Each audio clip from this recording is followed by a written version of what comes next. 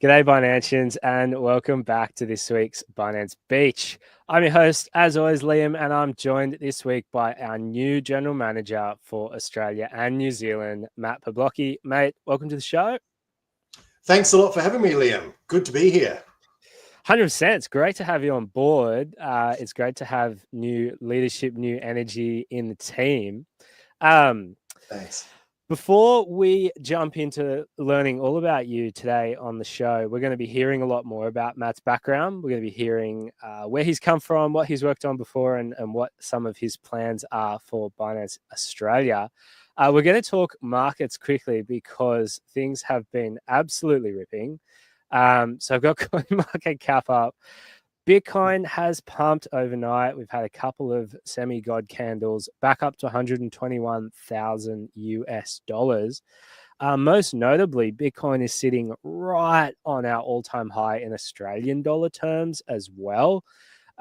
So that's definitely one to watch. You'll see that from our Twitter when it happens, and probably everybody else in the local industry too will be crowing about Bitcoin all-time high in Aussie dollar terms. And as we look down the top tokens, ETH is up 20% on the week. This has been a big theme, I think, of crypto Twitter this week. The ETH maxis are crowing after finally ETH decided to stop being a stable coin and start delivering some returns. XRP up, BNB up, Solana up. It's a pretty solid week. It looks like risk on is kind of back. Any thoughts or comments on the market performance from the past week, Matt? No, other than to say it's exciting, like you're sharing. One of the I just came back from an event with some of the team over in Auckland where we were celebrating Binance's 8th birthday, and we had a great community team event there. It just so happened perfectly on that day was when they hit 200K NZD, so it was an all-time high literally that night. And as we were sitting there reading it out, the crowd was getting more excited as it was nudging its way past that 200K NZD mark. So it's definitely exciting for Bitcoin, and certainly for some of the alts, as you've said, also following suit. It feels like we're in that race to the end of the year where things are going to start accelerating now, and some of the excitement that's coming through from overseas, developments are going to feed into our market as well. Yeah, we are barreling towards October. And speaking of kind of overseas catalysts, there are a couple of really notable ones in the last week to call out. First of all, Trump democratizes access to alternative assets for 401k investors. The TLDR on this is that they are opening up retirement accounts in the US to hold digital and crypto assets. Obviously, that represents a huge amount of potential inflow for the space, a massive win. So that's a pretty key update, which I think may have triggered a little bit of this run. And then in terms of other notable news, there was another executive order punishing financial institutions for debanking. That's been a massive problem in crypto as well. So to see maybe some clarity on that moving forward for crypto businesses in the US is great. Might lead to further movement in other areas as well. And finally, the SEC declared liquid staking is outside of the security laws. There's a heap of nuance to this, so go and do your own research and do your own reading. But some really promising moves in the US regulatory environment that hopefully will be flowing over to other jurisdictions in the near future, and I think particularly helped with some of that price movement last week and over the weekend. But we're not here to talk markets, Matt. We're here to talk about you. So yeah, I guess we'll give you a really warm welcome to Binance Australia and kick it off with why crypto? Why are you here? Awesome. Thanks, Liam. And I'm genuinely excited to be joining the team. It's a great time. I mean, you've just read out why. It's a great time to be, joining Binance and seeing the community getting excited and watching all the developments around the world. It feels like we're going through a significant renaissance now in terms of crypto. So why am I here? I think I've always found crypto fascinating. I'm always interested about the intersection of crypto, AI, policy, law, the impact that it has on commerce, all those different areas, right? And so for me, when I think about Binance and I think about Binance's position in the market, being the largest crypto exchange globally, like by volume, I mean, well, by users, what are we? 283 million plus and growing. Largest volumes transacted through the platform. I think that correlated with the vision that Binance has around providing the core infrastructure to enable the freedom of money globally. That's really cool, and that's too good to pass up. When I think back over my career, it's typically always been around disruptive and innovative companies in the .com world. Some of them household names now, but back then they weren't, right? We were breaking new ground. We were doing new things in marketplaces or e-commerce or in payments and digital wallets. And now you take a massive leap forward to Web3 and the crypto world that's coming in. So for me, that lines up beautifully with the vision and the mission of Binance. And it's been a great opportunity to come on board with you guys. Yeah, and you're a veteran of the fintech space. I mean, you've helped proliferate e-commerce, proliferate payments. You know, what have you learned through your background, and what are you hoping to bring from that experience into the role? Well, that's a good question. Look, these things are always an army of people, and I've just been lucky enough to be involved in that army from the early days of my career. I think when I think back to, for example, the very early days of eBay, and when marketplaces were an innovative concept, online marketplaces were emerging as a new way to do commerce. It was interesting to see the reaction of governments. It was interesting to see the reaction of consumers. Typically, especially in the Australian market, we tended to find that Australians were quick to adopt. We like new technology. We like new things. The regulators were watching, not too sure how to approach things, the courts, all that sort of stuff. And so what I've learned is you've got to help educate consumers, but you've also got to help educate regulators as well and take them on the journey. What are the benefits of the new products that you're bringing? What are the shared values that you've got, right? Typically, a lot of disruptive companies and innovative companies often start with the customer at heart, right? And my view is if you do that, you're setting yourself up. You're setting yourself up well to align with what governments really want to do, which is at the end of the day, protect customers as well. So regulators and governments are there to do the same thing as what we are, right? To build cool products that people can rally around. And I think then as my career progressed, places like PayPal and then later on Afterpay, etc., it was always about bringing new products, new experiences to the market, listening carefully to what the market wanted, and then making sure that, as I say, we help to take policymakers on the journey with us around how we're doing it responsibly, etc. So it's been a fascinating ride, and I'm really looking forward to this next phase with Binance and Web3. But did that answer your question, or were you going somewhere else with that? No, that answered it perfectly, and segues well into my next question, which is, what are your observations of the Aussie crypto market so far?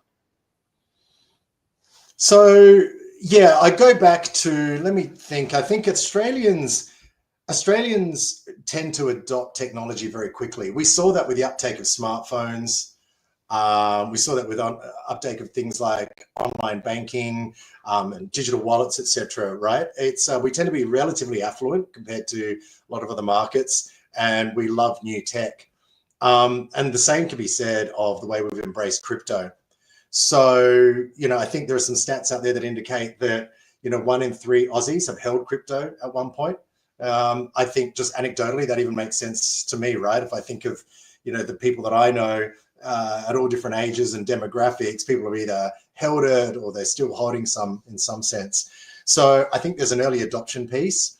I also think that Aussies, when they do jump into crypto, they like to give feedback pretty loudly, right? They don't sit down, right, and just be quiet. They like to sort of speak up when things are wrong or when they think that things need to change. And that's actually good, right, to have a bit of healthy skepticism and a large and vocal community. So we've got that in Australia. We've also got, I think, even on the Binance platform, well over 1 million Aussies, using the product. So I think we're well positioned to really spend the time to listen to our customers and what they want, going back to that earlier point. The other thing that I just mentioned is it's interesting that Aussies have picked up crypto so quickly and embraced it in such a strong way, because when you think about other markets which are suffering from things like access to banking or traditional financial services or remittance products, right? Australians typically not had that, right? Yes, I know there are some demographics which are maybe underserved, but we've never had like a completely underserved market. And yet, even still, we're still embracing crypto and we're using it for, all sorts of different things now. I mean, I think it's awesome to see the innovation that's coming out of the market. So we're seeing it now, crypto-backed, Bitcoin-backed home loans, loans in different sort of segments. So when I think about the market, I think it's vibrant. I still think it's nascent, right? There's still a hell of a lot of way for it to grow, but it's definitely got a vocal community and it continues to grow. And I think the early adoption piece will start to now spread throughout the economy. Actually, I'll just say one thing quickly on that, Liam, which is I think those who are in the world of crypto and those that are passionate about it, which tends to be the vast majority of us, I think we should use this opportunity, especially with all the changes happening around the world, to tell others about it, to sort of evangelize it and talk about the benefits of it, and to try and demystify it as well for others, right? If we can simplify the messaging around what it is, how it works, help people understand that it's nothing scary, right? It's something to actually be explored. It's something that could be of great benefit, both from an asset as well as a public utility perspective. I reckon there's a real good opportunity for us as a community to take that message to the world, well, to the broader Australian community. And I mean, as Binance to the world more general, right? But of course, our scope is down under. What are the key areas of work you're going to be focusing on as you start your role? So I think three things for the next, foreseeable future, right? For the next 6+ months, it's the team and I together looking at how we can make Binance in Australia, New Zealand simpler and safer, right? How can we help educate the community as well, right? We've got Binance Academy, that has a huge number of customers that come to it, as well as people that are just interested in self-education. I'd like to see us bring that, going back to the narrative I was just mentioning before, of trying to help others understand crypto and demystify it a bit more. So making the platform simpler, or not the platform, sorry, making the experience simpler, and helping people understand the products that we've got a little bit more. I think the other one is building bridges between centralized and decentralized products, right? We've got the Binance wallet out there. I think we're starting to see a merger of the centralized experience with the decentralized experience, and people want the best of both worlds. So I think really taking that to the community and listening to the community and getting people's feedback on that. And then the final one is really listening to the voice of the customer, right? So I call out for everyone to say, look, please give us feedback around what you like to see improvements on. Doesn't mean we can deliver on all of them, but given that we are an integral part of the community, we want to make sure that we're building the products in the way that people want and that best serve you. So really getting into community engagement, community events, and spending more time out there listening and partaking in general activities. So I think those three things initially are going to be really important for us. 100%. And I'm sure you're going to be at a bunch of events, including the Australian Crypto Convention for the rest of the year. So Binance users, if you are looking to meet Matt, meet the team, of course, come along to one of our meetups or the ACC, come catch up and have a chat. As you mentioned, you did pop over the ditch and hang out in Auckland and meet a bunch of our users there for the 8-year anniversary of Binance. Did you have any takeaways on the Binance community? Obviously, that's on the other side of the ditch, but I think we share a lot with our Kiwi brothers and sisters. What are you taking away from our Binance users so far? What stands out about Binance users in Australia and New Zealand? Oh, I think they really love the Binance brand and its history. Where we've come from, what we've grown into very quickly, is a very zealous group behind it. And when you meet people, they're genuinely passionate about the product. They also love the merch. There's no doubt about that. That seems to go down a treat. But even without those incentives out there, I think people listen to what Binance has to say They respect its origins and its growth and what it's bringing to the community. And so there's a real genuine passion for it. And people want the best for it as well. And they're willing to give feedback, right? Constructive feedback as well, which is good. And that's a really exciting part about being engaged with the community, because you get to hear those voices in real time. So I'd say passionate, engaged, and willing to help us help them keep growing the community. That was the sense that I've got, certainly from spending time over there for that 8th birthday celebration and some of the more other engagements around Australia. And don't they love the swag? I've just been working in the past week on our swag order for the Australian Crypto Convention, and let me tell you, we got some pretty cool stuff coming that's been never before seen on Australian shores. And we're going to have more like suitcases and grand prizes to give away. The convention is going to be a great chance to get your hands on some seriously cool Binance stuff. But before I talk about the convention too much, by the way, on that, I was going to say I need to get my hands on some more merch, so I'll be getting into those boxes before everyone else does. Oh, 100%. Do you have a closing message for our Binance Australia users? Closing message. Look, I think this is such an exciting time, as we know, for the crypto community and for Web3. I sometimes think of it as waves coming in and then going out. And we've seen those waves come in and out over the last few years. But I think this time it's definitely here to stay. It's going to become entrenched in things like legislation. It's going to be entrenched in the general zeitgeist, in the general populace. We're going to see it as a legitimate alternate, no longer alternate, but as a legitimate asset class. So I'd say let's just keep real. Like, let's just keep telling people about it and the benefits of it. We don't want to just blindly proselytize it, but we do want to make sure that people understand what are the benefits that Web3 is going to bring to the world.